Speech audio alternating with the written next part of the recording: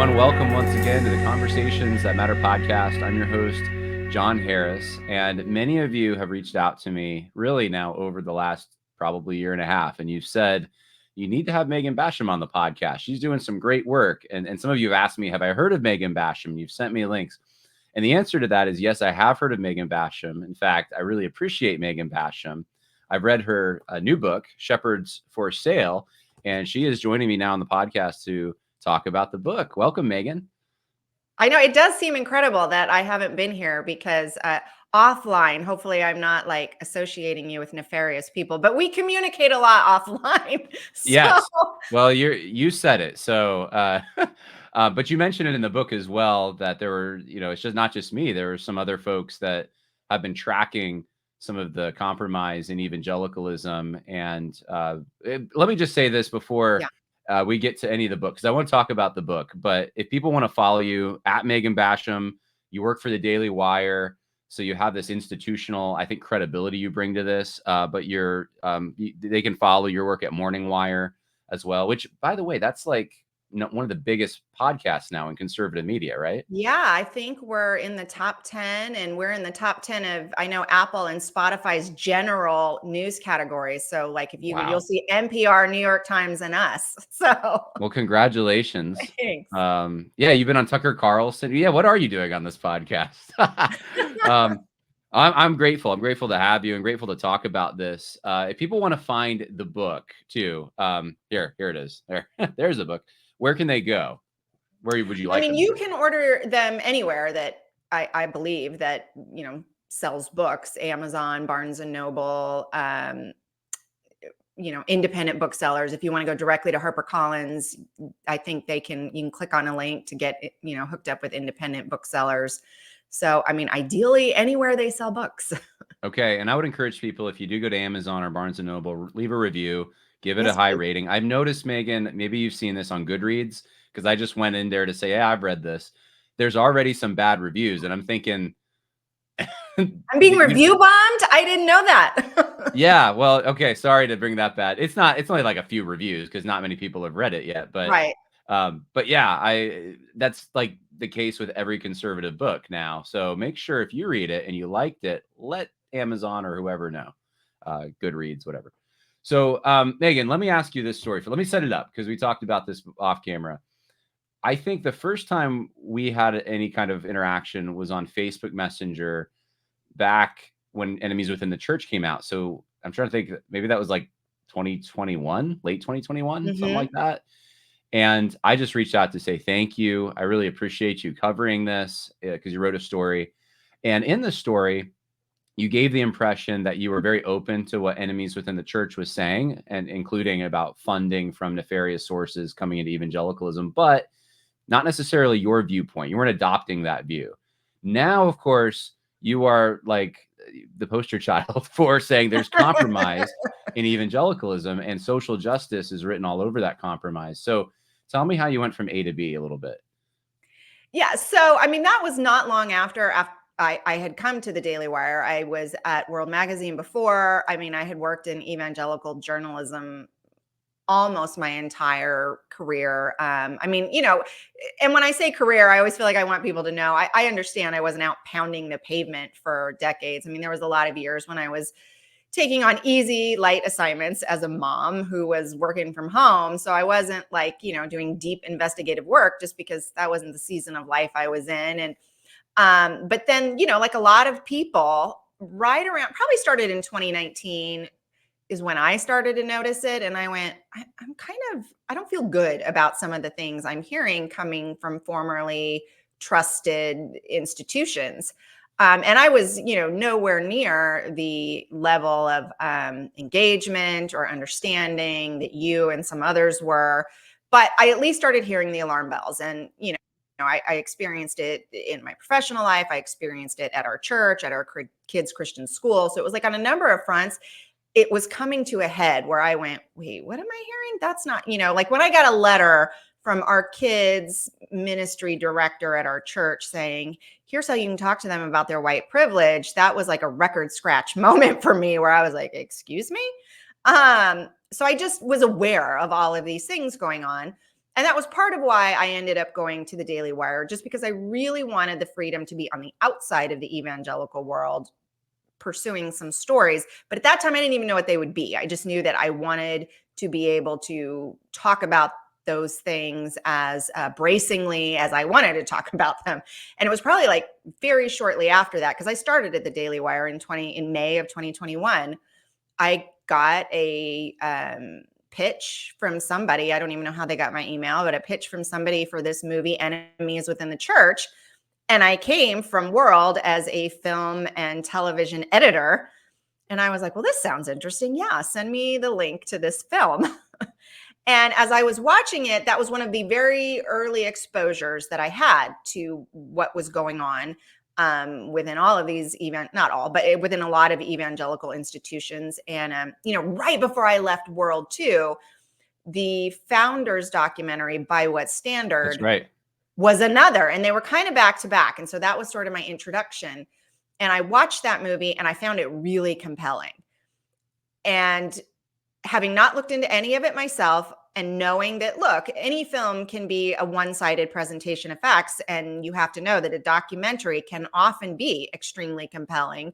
And then if you go look at it, you may take a look at some of the facts presented in that documentary and come to a different view later. So you hedge your bets by saying, hey, this is really compelling, and here's why I think it works. And I think at the time, the other thing that shocked me was the reaction to that film, which was not at all disputing the assertions that it made. It was the how dare you bring these issues up? How Right. dare you even make these allegations? And I kind of went, well, hang on a minute. That's not how you respond to it. If you think it's wrong, tell me why it's wrong. And I remember, I think it was Adam Greenway at the time. Yes. At Southwestern Seminary. And I mean, I barely even understood what Southwestern Seminary was at that time, but saw on social media was doing that sort of shaming. And that bugged me because I went, well, why are you doing this? Why are you running interference for a film that, as far as I know, doesn't even involve you? Well, that was bizarre to me. So anyway, that's a long-winded way to say that was probably my first introduction. And at that point, I did start looking into a lot of it myself, going, okay, well, how legitimate are some of these allegations? And over time, I went, one, a lot of people have been here before me, but they're not people that are maybe able to get the word out to the level that someone who's been around the block a few times has been.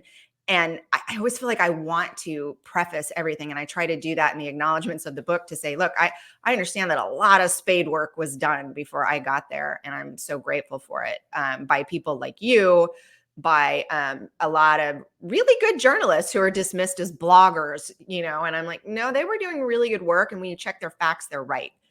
Yeah, and I appreciate that acknowledgement and that humility. It's, I think, a way to minimize opposition, and I don't have a journalism degree, right? I have a history degree. I have I have a an English lit seminary. degree, so.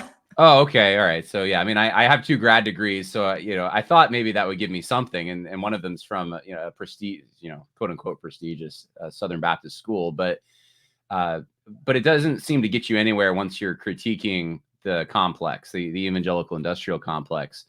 And to just maybe make the connection from A to B a little tighter, correct me if I'm wrong on this, it seemed to me that the Me Too stuff was where you really started to see, Mhm. wait a minute, there is a big Eva. I remember, I think you tweeted that, or you said it somewhere that, oh my goodness, there is a big Eva, and it had something to do with the Me Too stuff in the SBC. Yeah, and that was kind of the early stuff when I said these alarm bells started going off, even before I got to the Daily Wire. That was one of the very early alarm bells was, if everyone remembers, the John Crist scandal, when the comedian John Crist was rightly criticized for being engaged in sexual sin. I mean, that was very clear. And there was no reason for anybody to hold back and saying, hey, this is sexual sin. It needs to be confronted. He definitely needs to not be performing in churches, and he needs to explain why he's been behaving this way. And I had no problem with any of that as we were covering it at World Magazine.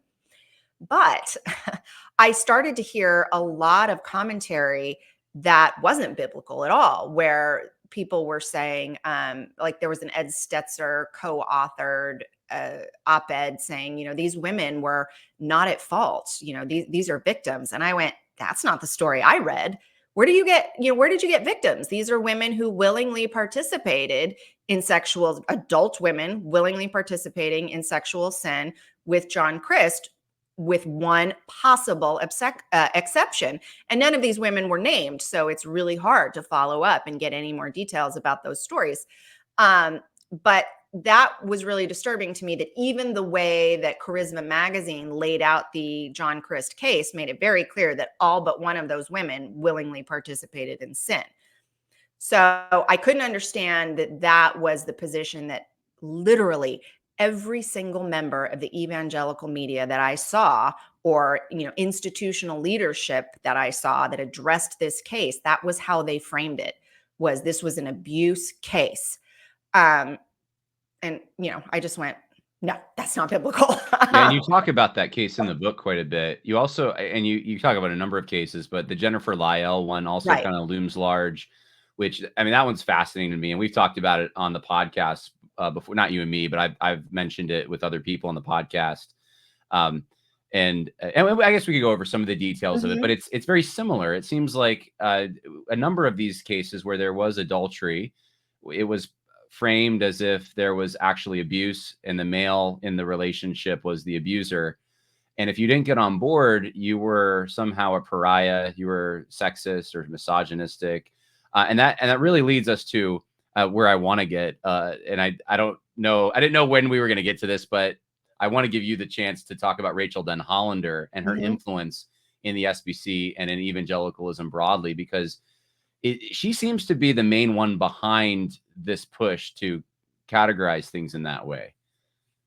Yeah. And, I do write about her quite a bit in the book. And part of the reason is because she has had such an outsized influence on all of these institutions. And I write very specifically about the SBC to some degree, but it's also important to know that she's also having an influence in the PCA and among the Anglicans, and that, this church curriculum that she and JD Greear helped create and is being promoted and, just across the evangelical landscape, it has a reverberating impact. And so I think that was part of the reason it was really important to talk about her specific influence on the SBC, because it's emblematic of what we're seeing all across evangelicalism.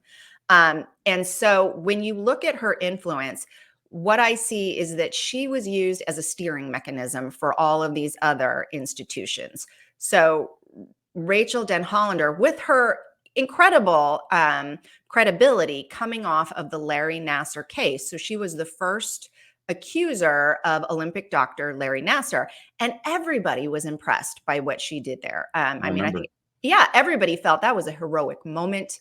It was a moment that so many people felt that the truth of the gospel, one, that you are a great sinner, and two, that there is repentance available even for you, was just on full display across the media.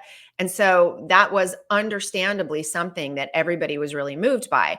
But then you fast forward a few years, and that moment was extrapolated out to say, she is now an expert on anything that happens in the arena of abuse, or how churches should handle abuse.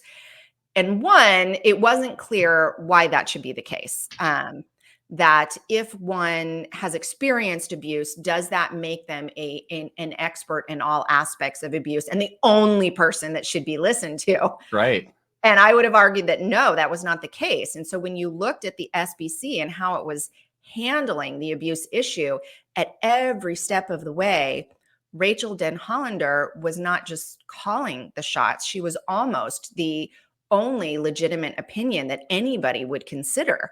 I mean, I when I looked at the SBC, for example, they had her first. She was the person who advised Southern Seminary on how to respond to Jennifer Lyell's accusations. And then she was the person who represented Jennifer Lyell against the SBC Executive Committee. And then she was the person who the task force then looked to say, we should get Guidepost in here to be the people to investigate the Executive Committee. And then Guidepost used her as the person saying, this is how we know that what happened at Southern Seminary was adjudicated correctly.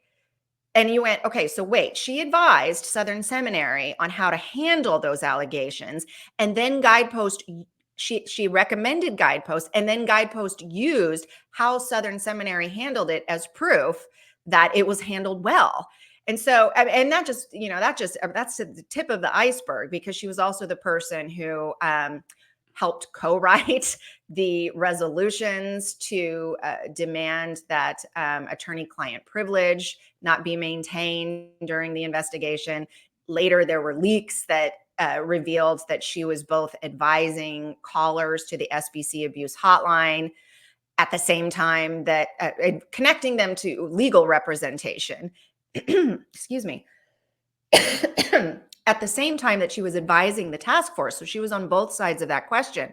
So the upshot of all of that was that it should have been a violation of major ethical boundaries, but because it was Rachel Denhollander, there was no sober-minded approach to how are we handling this. Like, to me, any normally functioning organization would have said, this cannot be the only voice speaking into all of this.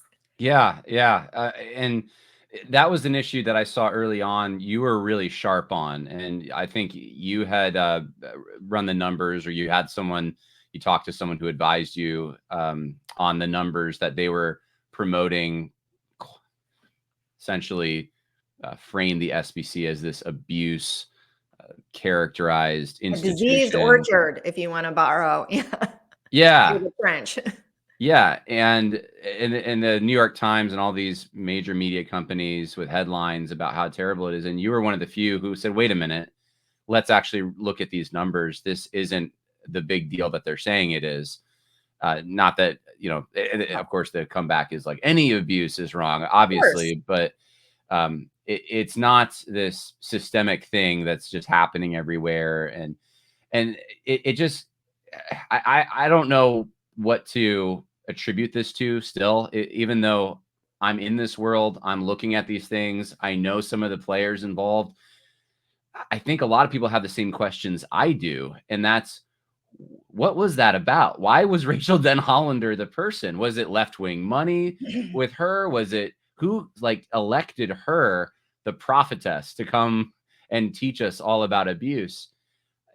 The whole thing just seems weird to me when I look back at it. And I don't know if you've come to any conclusions. I'm cynical, and I think there's self-serving things going on there. But Right. what explains everyone losing their minds and waiving attorney-client privilege and that kind of thing to you, at Well, I least? mean, it is a very sort of multi-pronged effort there that I go, what were different people's motivations? If you look at someone like Russell Moore, you can go all the way back to 2018.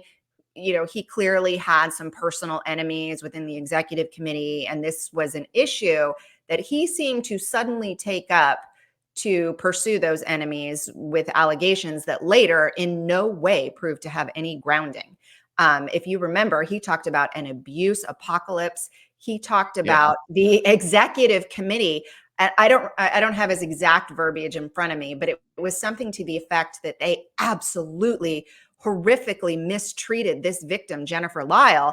And then by the time the Guidepost report came out and you read what these internal communications said between these members of the executive committee, who would have had no reason at that time to ever suspect that anyone else would ever see them, were extremely mild, extremely respectful, and nobody ever came back to Russell Moore and said, how did you make those allegations at the 2019 conference from the stage that this woman was severely mistreated, when there was never any evidence that she was severely mistreated? It's strange. Russell Fuller even talks about that in the meetings at Southern Seminary, and he's public about this now, but I'm sure you've talked to him, but he says that it was like someone flipped a switch, and all of a sudden, Al Mohler is even saying she was abused, and that's an important thing to emphasize. And this was, for those who don't know, because we were bantering these names around, but Jennifer Lyle was a student of David Sills, a professor at Southern An Seminary, and adult. Well, an actually, adult two things. student. It's not clear that she was ever his student. They were at the seminary at the same time, but he has not. Okay, good catch. I asked, he said, I don't know if she was my student. And she has not said she was his student. They were just there on the seminary campus. She was close to the family somehow. Correct. There Yes. was a relationship there. And but they would rendezvous. When she moved Right. away, they would drive hours to see each other and rendezvous. And so every, situation that they went through looked like an affair, classic textbook. And yet it's framed as abuse because of power dynamics. So this was one of, I guess, many cases to come that are seek to undermine the SBC as this abusive place. And you were one of the brave people, I think, that called Rachel Den Hollander out for that. You took the shots for it. That's when I remember you saying something about like there is a big Eva, because you had all these people coming after you who had been nice to you, and Yes. it makes sense. Why are I guess they just don't like the truth. Yeah, that was So a harrowing experience. And that was maybe, my sort of running the gauntlet, because everybody sort of treated me as at least someone who, even if we don't love what she's reporting, she is a respectable member of the media. And I had, right. I'd interviewed people like Russell Moore and JD Greer in the past. Um, at that point, though, I remember there was like a unified front from all the seminary presidents and from SBC President Bart Barber, and I think a few other people put out a statement that was very clearly intended to discredit me and suggest that I was asking questions, or even suggesting that maybe there was more to the story, that it was very disreputable for me to have done that. And I feel like, I want to go back and say, you asked why. And I think two reasons is, one, you did have Rachel Den Hollander on the scene so quickly at Southern Seminary when these allegations were brought up. And I have no doubt that that certainly shaped the response. But also, there was a moment in time, just like with the George Floyd death, that was the height of the Me Too movement. And it always feels like when there is this flash moment in the culture, there is a corresponding scramble among evangelical institutions to position themselves in the same way as however, the dominant culture is positioning itself in relation to that issue. So I do think that's part of what we saw. Did it surprise you when you found people that had been nice to you and treating you with some modicum of respect to see them turn on you like that because you pursued the truth and the truth wasn't convenient for them? Yeah, it did surprise me somewhat, though not entirely. I mean, I think I knew with that issue, I knew there would be blowback. What's the blowback didn't surprise me as much as how organized it was. Like, it was very clear that meetings had taken place and that we are going to collectively, as institutional leadership, put out a statement, and that the overwhelming power of our institutional respectability should overwhelm this one journalist out there.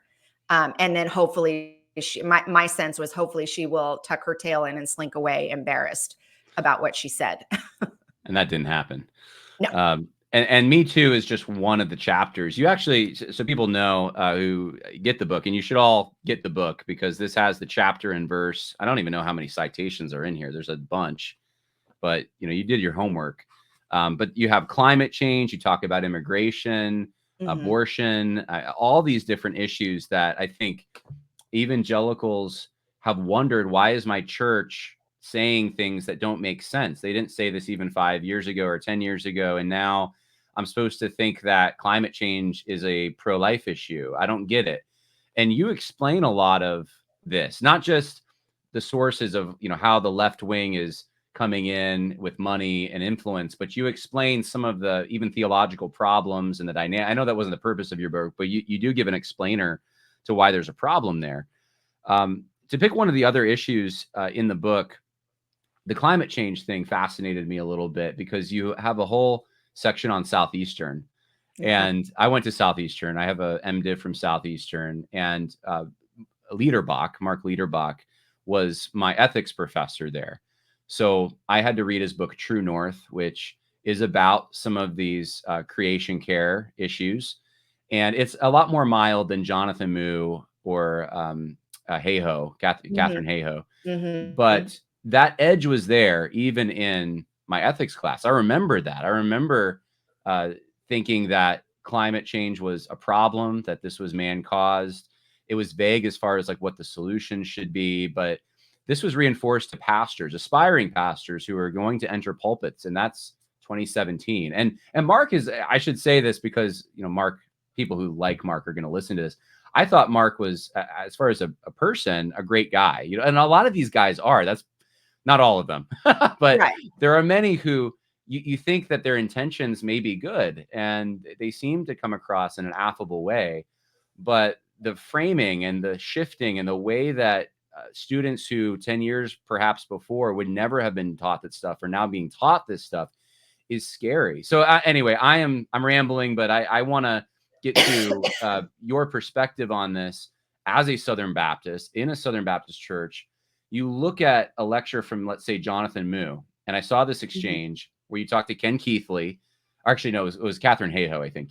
You went online, or I don't know if you have private chats too, but you engaged Ken Keithley, the professor there who conducted the interview.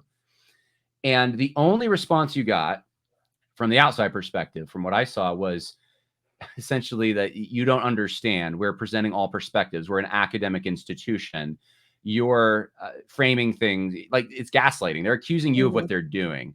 Like you're the one that's slanted and reading things through this highly selective lens. And so many people that I know have gotten that same runaround. And so now that you're used to it, how do you handle that when that happens? How do you what do you see as your mission when you have the truth and the people that should normally honor the truth aren't going to honor it? Because you just wrote a whole book exposing this. Like what? I don't know. Like what? Leadership's not going to change. They you could stare them in the face and say, "This is what happened." What do you expect to happen? What do you think should happen? Well, at first, I'm not above thinking I could be wrong and that I'm always certain I have the truth as far as, some individual issue goes, like this climate change issue. I went, okay, maybe I missed something. I'm infallible, or infallible, excuse me, not infallible.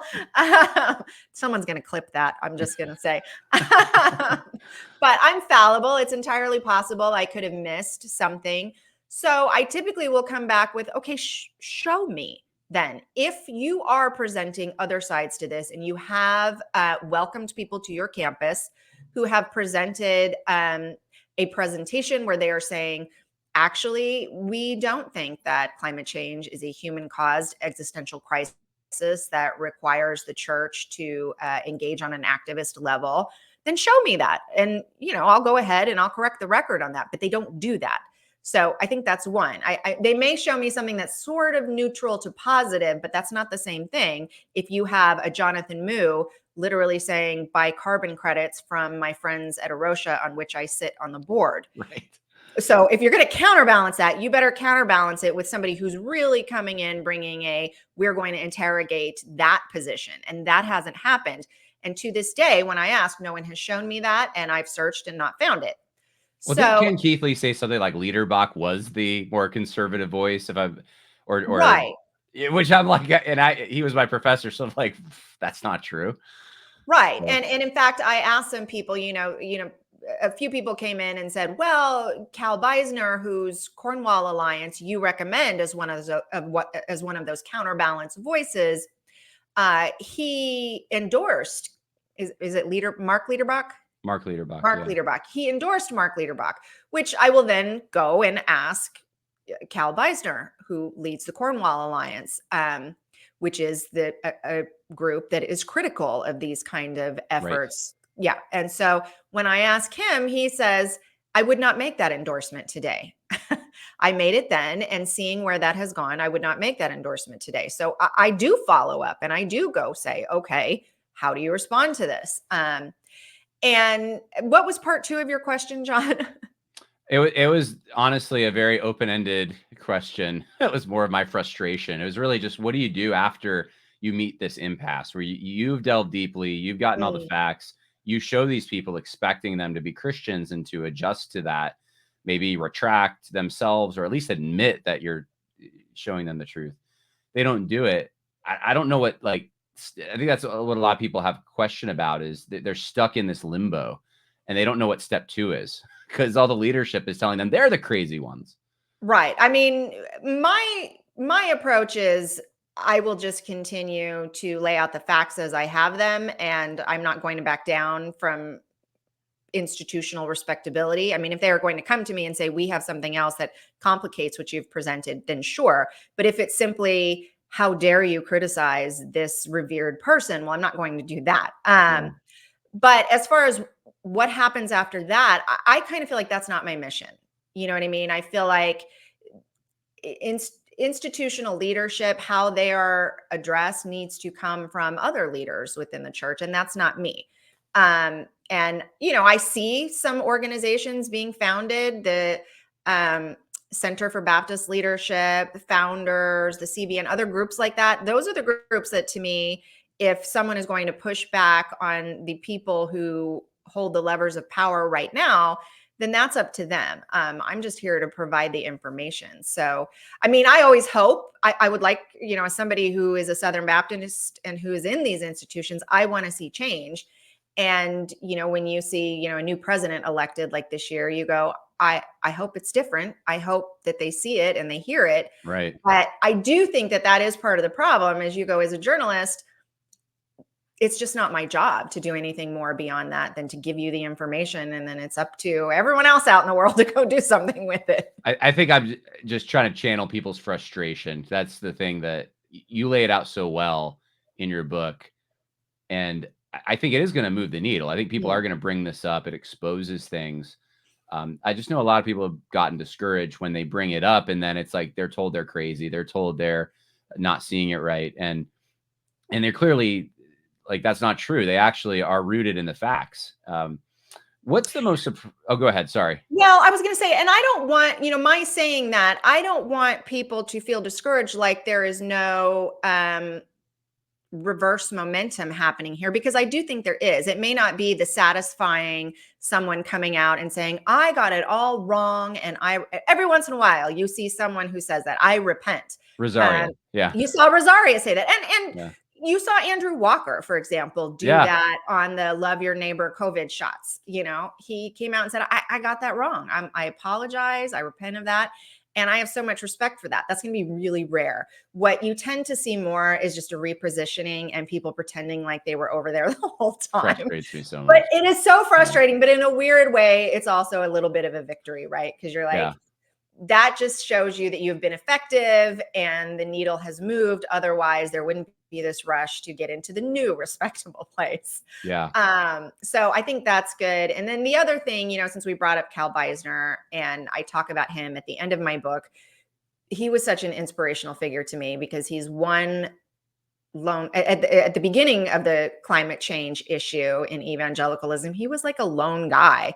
And you saw some really powerful institutions, secular left-wing institutions, saying our efforts were thwarted by a professor who was only opposing us part-time.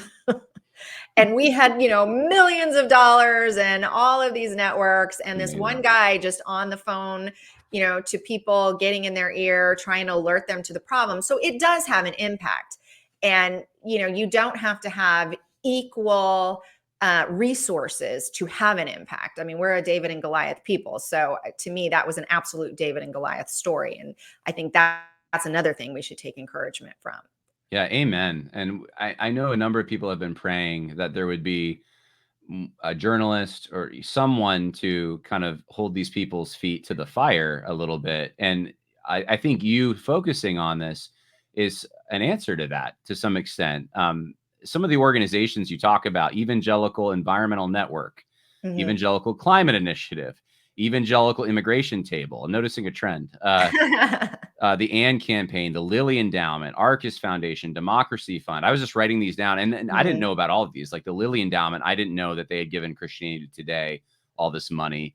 And, RNS, I'm always seeing Religion News Service bandied about as this reputable website. And I knew they were compromised, but I didn't know it was the Arcus Foundation. Right. That was, and totally radical left, giving them all this money. And it makes you, I don't know, it's a little bit of a sigh of relief in a way, because you think, okay, like at least there's some really bad guys pumping money into this. It's not all like just the evangelical leaders have all gone crazy. But I am open to the idea that the evangelical leaders have all gone crazy. Like that is still a possibility. So I want to ask you, when you look at that, what do you think? I don't know if you want to put percentages on it, but some people like when I started looking into this, I know there are guys who came to me and that's what they thought. It was just money. It's just dark Hmm. money. That's all it is. Kern Family Foundation was the big one. I don't think you mentioned them, I didn't. but that was the one at the time because all the seminaries were getting Kern Riotti money. as well. I mean, that was a James little Riotti, yeah, that was a little old. So I didn't really get into that much in the book. I tried to stay, the last 10 years or so, but which I think was good. Yeah, James Riotti, and then of course the Soros thing though has been a constant.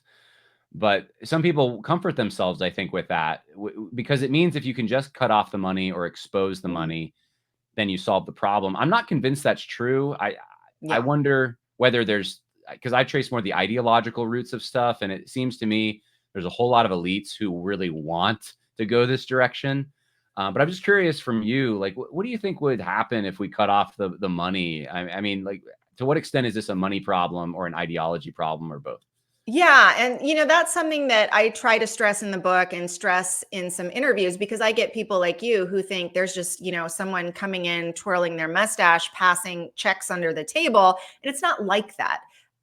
It's more of a soft influence game. So when you talk about all of these evangelical institutions that they are front groups and they're astroturf campaigns with evangelical in the title, like Right. evangelical immigration table or it's more giving money to the people who were already willing to be that guy. You know what I mean? There Mm, were already the people who I think are the sort who want to glom on to whatever the fashionable cause is and baptize it with some Christianese and say, we're doing what the culture is doing too. See, but we're doing it for different reasons. We're doing it for gospel reasons. They're just doing it for other reasons, but we're all doing it together. So nobody despises us. So I think it is a tendency for the people who are already there to set up organizations that are then funded. So yeah, it's not like an individual person is bought in a really transactional way, with, I will say, maybe one exception of a man who was named grantee in George Soros documents who has made such a 180, and that would be Russell Moore. And Russell Moore. to this day, I don't know why he is named a grantee in George Soros documents, but it is literally the only time I saw it. Yeah, that was I think 2015 for wasn't it a shooting out in California or something had happened? It was a Muslim, and anyway, Yeah, they were saying this is great that we have Russell Moore to kind of soften the as our evangelicals on. grantee. Yeah, but it wasn't Yeah, really clear what that was all about. So normally they name, an organization is named, not an individual. yeah. What was the most surprising thing you saw that you just thought, "Wow, I cannot believe that's happening"? Probably getting into the LGBT issue. Hmm, You brought up Arcus Foundation. I found the fact that we're so far down the road shocking. Like I found the fact that when I confronted a Saddleback, when I reached out to them and said, "Explain to me why you have this affirming curriculum in, four different some type of Bible study small groups within your church, and you have a pastor on staff who is speaking at openly affirming Arcus funded events. What is your response to that? How are you planning to handle that? That they just didn't answer at all, that they just removed that stuff off the web, but were so brazen that they went, we just don't have to respond to it at all. And also Andy Stanley, mhm. uh, just that it had gone so far down the road that he felt no fear to have a conference that had um, extremely openly affirming, married to, a man married to let me put the quotes, married Yeah. to another man speaking at these conferences. I don't know that I realized the hour was that late. And Mhm. some of those things happened as I was working on the book. Um, so, that was jarring to me to go. I knew we were in peril on that issue. I didn't know how much. And How I mu also want to know, oh, well, just really quickly, that Yeah. that organization, the Reformation Net project, which is funded by this hard left secular LGBT foundation, they have a group called Pastors in Process. It is a confidential program that openly says, we will teach you pastors how to quietly and carefully nudge your congregations towards being affirming. And you match that up with some of the language you hear out there from some pastors on this issue. And then you suddenly wonder, how many pastors have been through this confidential program? Yeah. And I think I said this off air, so I'll say it on air. You make a brilliant point. I thought that these guys who in their churches are so shallow on theological Mhm. terms will dive really deeply into systemic oppression and white privilege and things from these leftist systems, and they'll dazzle you with their knowledge of this Mhm. and say you have to learn it and provide, as you just said, trainings, whether it's LGBT acceptance normalization, whether it's Me Too, like the Caring Well, or CRT stuff. They have like it's almost like theological training classes, Yes. only it's not theology that you're learning to integrate with your faith, or your, I guess, whatever It's the Christianity you trauma have. informed approach, or yeah, Yeah, it's this yeah. CRT language, and all of it, yes, is it's highly technical. Exactly. So I think laymen get confused, and then they'll just say, I just trust my pastor. Like, my pastor knows what he's doing. I don't understand all that jargon. Some, of course, do, and they push back and they suffer the consequences. But I wanted to ask you about Title IX, because you talk about this a little bit, Mhm. and I see Preston Sprinkle with the LGBT stuff as he's like the explainer, not just for the culture's going this direction and, hey, church, let's try to understand our culture. It seems like it's more, or it's in addition to that, it's the government is also suppressing the church and Christian institutions, Christian schools in particular.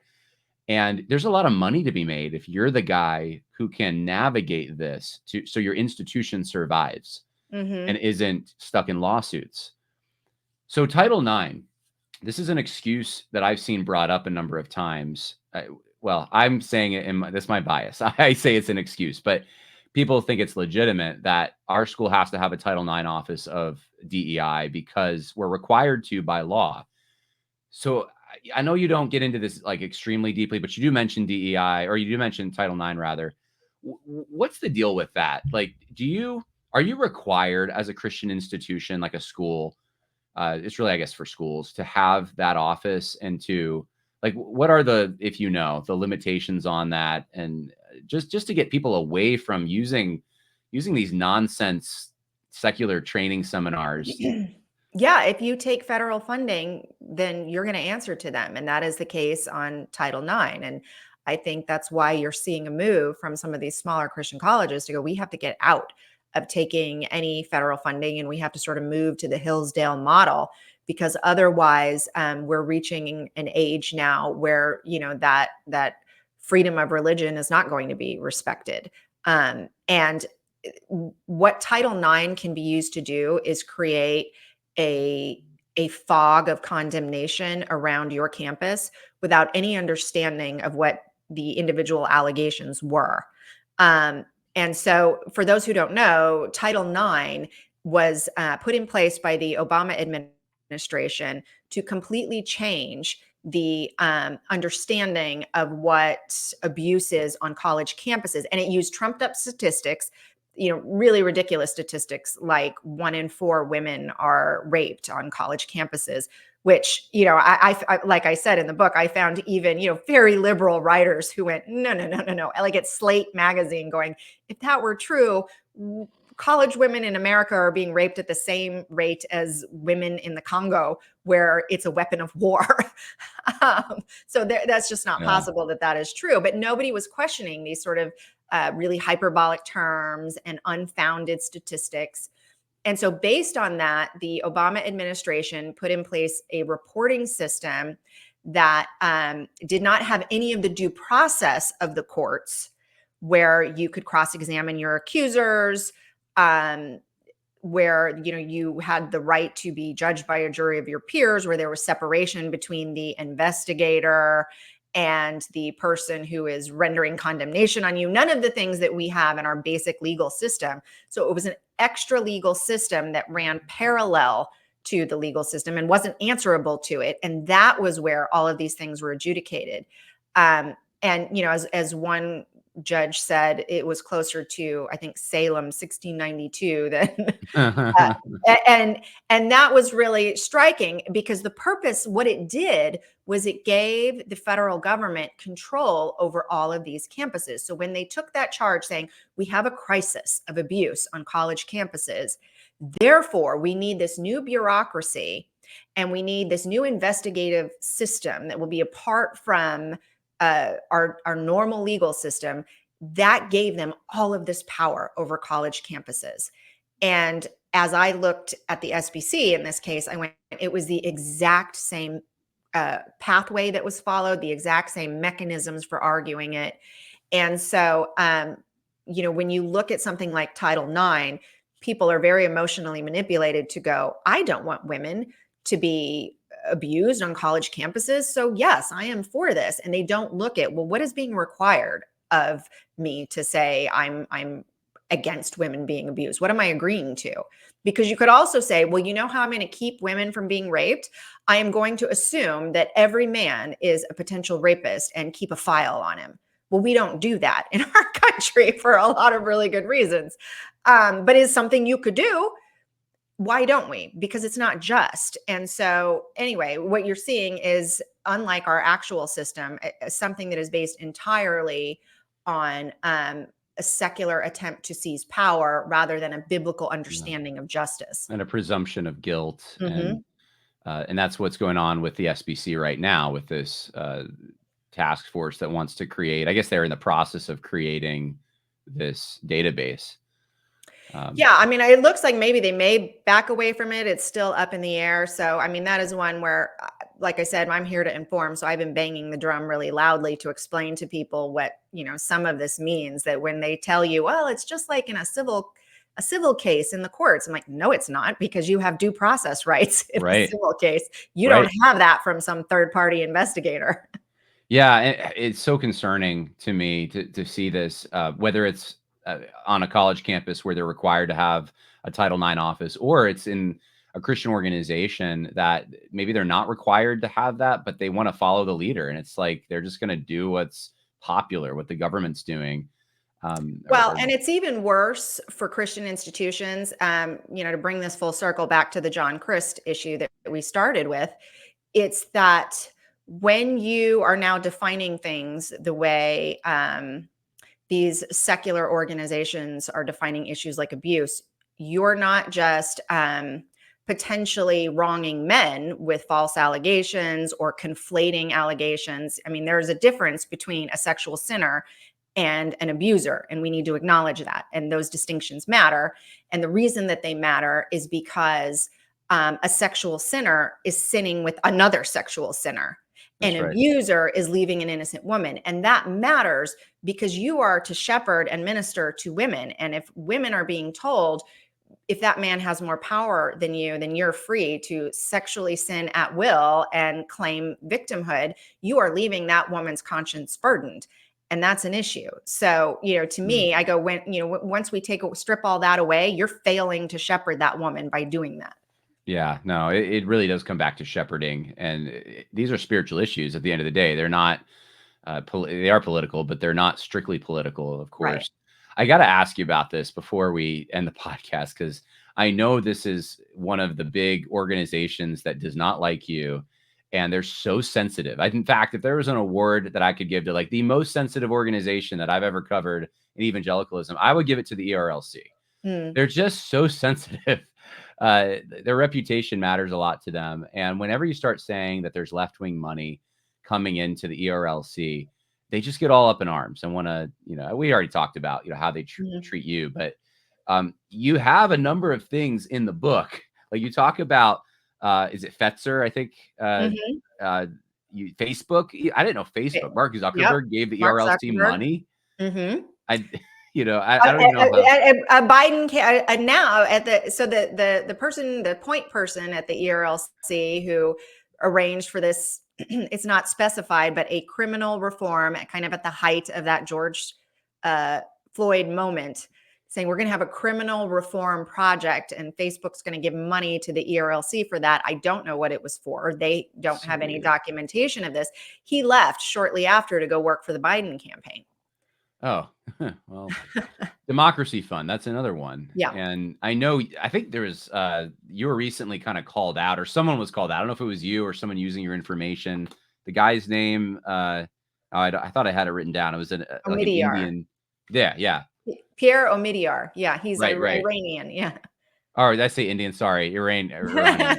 Um, so he's this billionaire, I guess, but he's given tons of money, and they just denied this kind of thing, or at least people who work for the ERLC just deny that this is happening. And I don't know how to explain that. Is it just lying? Is it just the right hand doesn't know what the left hand is doing? They don't Um, really deny it though. It's more of a how dare you yeah, that's true, I posture. guess. Yeah.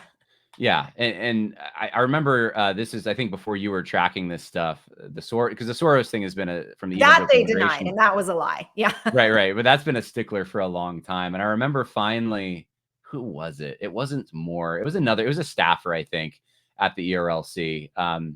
It might have been the guy who leaked the video or the audios with Moore. I'm trying to remember the guy's name, but I remember he said something online about, well, hey, even if Soros is funding the ERLC, don't you want that? Don't you want left-wing orgs to like send their money to us and then we're going to use it for good purposes? I just thought, wow, that's one of the worst defenses you could have made. But And it was specifically on the immigration issue, which is a yeah, very debatable issue. And I wanted to clarify when I said they were lying.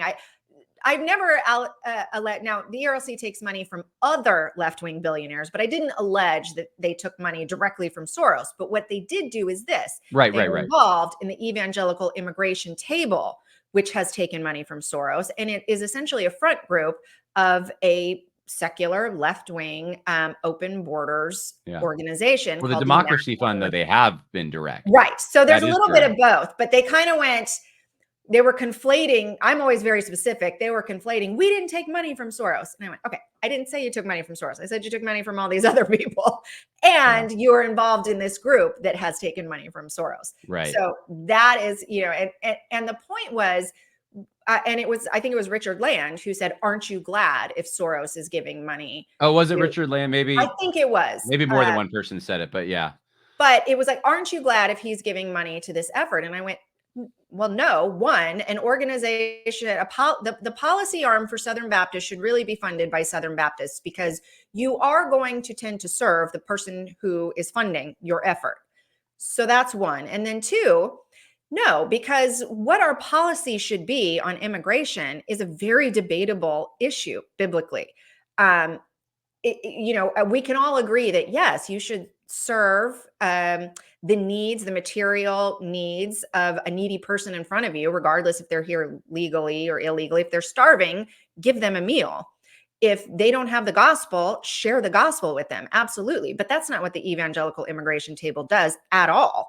What it does is push policy, specifically efforts like back in 2015, it was the Gang of Eight bill, which would have legalized millions of illegal immigrants for the low price of $1,000. So that's one. And then they also backed the Langford bill much more recently, just, a few months ago. So part of what I want to make people understand is that they create sort of this aura of, we are doing the gospel work. We are doing Christ's work in sharing the gospel. That is not what the evangelical immigration table's purpose is. Its Right. purpose has been to lobby for legislation, and Yeah. very debatable legislation. Yeah. No, excellent point. What do you hope people do with this as far as like they're going to know the truth, so they're going to be aware of what's going on. But what do you hope to accomplish? I mean, you kind of already said it, I guess, with like these other organizations that you'd like to help kind of move them in a better direction. But in exposing these guys, do you want to see better leadership kind of take the mantle, and maybe some of these guys get deposed more or less? Yeah, I mean, there are definitely some guys I would like to see deposed. I think if you have so abused your position for some of these political reasons, then it is reasonable to say you should be disqualified from leading an organization. No one's saying you're not a Christian and a brother and that forgiveness isn't possible, but I think you have shown that you cannot be trusted with that level of leadership. And, someone like Brent Leatherwood at the ERLC to me would be an example of someone who has used that position to pursue some personal political views rather than represent the collective agreed upon views of the Southern Baptist Convention. I think that's fair to say. Beyond that, what I would like to, one is I would like to wake up a lot of pastors in terms of this trickle down influence that you see happening, because I think with some of these organizations, the approach is, hey, all your friends are doing this thing and you admire a Tim Keller, don't you? Don't you admire Shirley Hoogstra, the president of the Council for Christian Colleges? Don't you want to be aligned with them? So one, they may be these people's friends, they may look up to them. And so without really thinking the issue through, but with not necessarily nefarious motives, they move to align with that. So one, I would like for pastors to take a minute and go, if you don't know what this organization does, don't sign your name to that letter.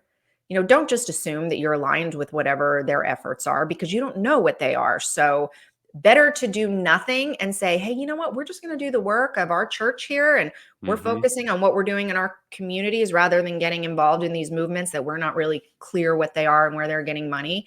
And then also to encourage people in the pews, if you see your church getting involved in some of these efforts, ask some questions.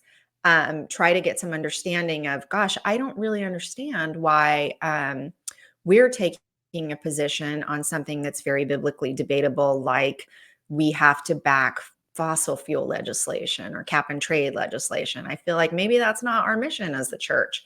So that's the other thing that I hope to see happen. Yeah, no, we're very supportive. I think the whole podcast audience is very supportive of that, because there is this hierarchy beyond the local church that even people in autonomous church structures need to understand exists. Your pastor's influenced oftentimes by organizations, whether it's because your pastor wants to be on the conference circuit, that's an aspirational thing, or that's just the information that he's digesting because those are the publications he reads or listens to. So I think you've done a great service, Megan, in just putting this information out there. And my prayer is that the Lord uses this. I'm sure he already has, but that he will use this even more as a corrective, so that we can see a purity that emerges from this as people realize kind of what's happened. There's just like a stupor that people have been under, some people, and we need to wake up from that and realize that we have a book, we have the Word of God. We don't, a lot of these things that are being told, and I think you just hit the nail on the head. We're told they're gospel issues, or that they're somehow in line with Christian discipleship, or some major, like even the image of God, right? Some major doctrine. And that means migration and amnesty. That's the image of God. Like, how did you get there? But they say it with a straight face and people just believe them. And it's really not any more complex than that. So anyway, congratulations on the book. If people want to find it, Barnes & Noble, Amazon, wherever books are sold, and leave Megan a really good review, 5 stars. Yes. Amen. Yeah. So thanks, Megan. I appreciate it. Thanks. You too.